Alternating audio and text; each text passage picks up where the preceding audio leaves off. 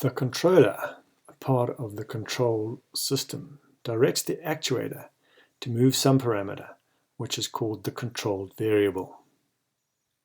A feedback controller has two inputs, the setpoint SP and the process variable PV, and one output. The setpoint specifies the desired position of the control variable. The process variable is the actual position of the control variable as reported by a sensor. The error value E is the difference between the setpoint and the process variable. Based on the error, the controller creates a control signal for the actuator. There are two major classifications of feedback control systems: servo mechanisms and process control. Servo mechanisms are usually mechanical motion systems. Analysis of some servo mechanisms may require a highly mathematical approach, not presented in this text. Process control refers to a system that attempts to keep some processes at a constant value. Process control systems are usually slower than servo mechanisms, and empirical data may need to be used in the design.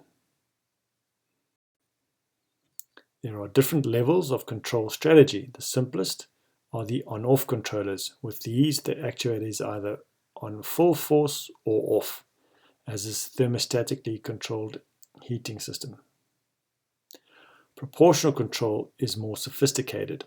With this system, the controller provides a restoring force that is proportional to the error. One problem with proportional control is that it cannot reduce the error to zero because it provides no force at zero error.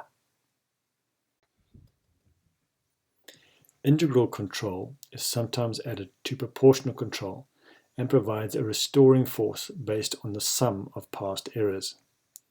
Integral control can reduce the steady-state error to zero, but it may introduce stability problems. Derivative control, which can also be added to proportional control, provides a restoring force that is based on the rate that the error is increasing or decreasing and tends to quicken the response and reduce overshoot.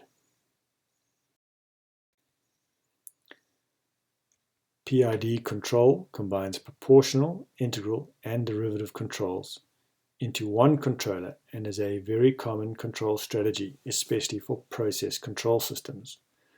The PID controller is tuned to perform in any particular application by adjusting the gain constants for proportional, integral, and derivative. Analog PID controllers use differential amplifiers to create and then sum the three control components.